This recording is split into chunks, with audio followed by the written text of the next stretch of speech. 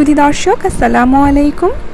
সকলে কেমন আছেন? আশা করছি সকলে অনেক ভালো আছেন। আজকে আপনাদেরকে অরেঞ্জ কেক বানিয়ে দেখাবো, আর এই কেকটা আমি ইলেকট্রিক বিটার ছাড়াই বানিয়েছি। তো চলুন চলে যাই কেক বানানোর প্রসেসে। প্রথমেই আমি একটা বাটি নিয়ে নিয়েছি। এখন আমি নর্মাল রুম টেম্পারেচারের 2টা ডিম নিয়ে নিলাম। এখন একটা হ্যান্ড হুইস্কের সাহায্যে খুব ভালো মতো ডিমগুলোকে বিট করে নেব। এই পর্যায়ে আমি ডিমের সাথে চিনি মিশিয়ে নেব। আজকে আমি আইসিং সুগার অর্থাৎ গুঁড়া চিনি ব্যবহার করছি, আর আজকে আমার 1 কাপের একটু কম চিনি লেগেছে। আপনারা আপনাদের স্বাদ মতো চিনি ব্যবহার করতে পারেন, এবং চাইলে আপনারা গোটা চিনিও ব্যবহার করতে পারেন। সেক্ষেত্রে আপনাদের খেয়াল রাখতে হবে চিনিটা যেন খুব ভালো মতো ডিমের সাথে মিশে যায়। মেশানোর এক পর্যায়ে যখন দেখবেন ডিমটা ঠিক এইরকম ফোমের মতো হয়ে এসেছে, ঠিক সেই পর্যায়ে দিয়ে দেব 1/2 কাপ সয়াবিন তেল, 1/2 চা চামচ অরেঞ্জ ফুড কালার, তবে এটা অপশনাল, আপনারা চাইলে বাদ দিতে পারেন। এখন দিয়ে দেব 1 চা চামচ অরেঞ্জ জেস্ট অর্থাৎ কমলার খোসার উপরের অংশ আমি গ্রেট করে নিয়েছি। এখন দিয়ে দিলাম 1/4 কাপ কমলার রস। এখন খুব ভালো মতো এই সকল উপকরণগুলো হ্যান্ড হুইস্কের সাহায্যে ভালো মতো মিশিয়ে নেব। মেশানো হয়ে গেলে এই পর্যায়ে আমি শুকনো উপকরণগুলো একত্রে মিশিয়ে একটা চালনিতে নিয়ে নিচ্ছি। দিয়ে দিলাম 1 কাপ ময়দা, 2 টেবিল চামচ গুঁড়া দুধ ও 1 চা চামচ বেকিং পাউডার। এখন অল্প অল্প করে এই শুকনো উপকরণগুলো একটা চালনির সাহায্যে চেলে নিয়ে ডিমের ব্যাটারের সাথে মিশিয়ে নেব।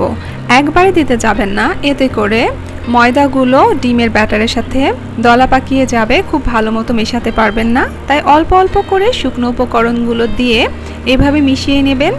যখন দেখবেন খুব ভালো মতো মেশানো হয়ে গিয়েছে, তখন ব্যাটারটাকে এক সাইডে রেখে দেব, এবং এই পর্যায়ে আমি কেকের মোল্ডটাকে রেডি করে নেব।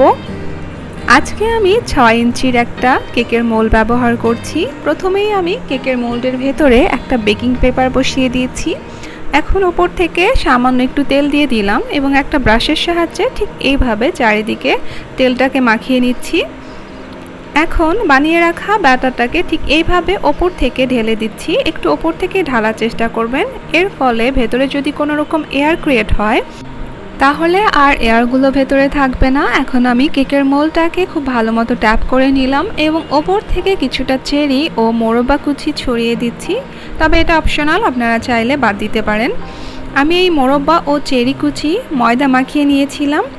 এখন এই কেকটা বেক করার পালা। এর জন্য আমি চুলায় একটা সিলভারের পাত্র বসিয়ে দিয়েছি, আর এই পাত্রটাকে আমি 5 মিনিট হাই হিটে প্রিহিট করে নিয়েছি, এবং কেকের মোল্ডটা দেওয়ার পরে চুলার জাল একদম লোতে রেখে আমি এটাকে ঢাকনা দিয়ে ঢেকে এই কেকটিকে আমি 30 থেকে 45 মিনিটের জন্য একদম লো হিটে রান্না করে নেব। তবে এর মাঝখানে একবার হলেও আপনি চেক করে দেখবেন কেকটা হয়েছে কিনা। যদি হয়ে যায় তাহলে চুলা বন্ধ করে দেবেন, আর যদি না হয় তাহলে আরও কিছু সময় রান্না করে নেবেন। আমাদের কেকটা একদম তৈরি হয়ে গেছে। আমি ওপর থেকে কিছুটা সুগার সিরাপ ব্রাশ করে দিলাম, এবং ঠান্ডা হবার পরে আমি এই কেকটাকে ডিমোল্ড করছি। আপনারা হয়তো দেখে বুঝতে পারছেন কেকটা ঠিক কতটা সুন্দর হয়েছে এবং পারফেক্ট হয়েছে। কোনো রকম ইলেকট্রিক বিটার ছাড়া এবং চুলাতে যে এত সুন্দর কেক হয় সেটা যদি আপনি বাসায় তৈরি না করেন তাহলে কিন্তু বুঝতে পারবেন না। আর অবশ্যই বাসায় একবারের জন্য হলেও ট্রাই করবেন। এই কেকটা খেতে যেমন সুন্দর, দেখতেও কিন্তু অনেক সুন্দর হয়। আমি ভেতরটা কেটে দেখাচ্ছি ঠিক এরকম হয়েছে।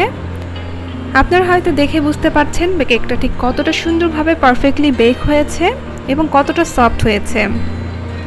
আপনাদেরকে কাছ থেকে দেখাচ্ছি কেকটা কতটা স্পঞ্জি হয়েছে এবং কতটা সফট হয়েছে।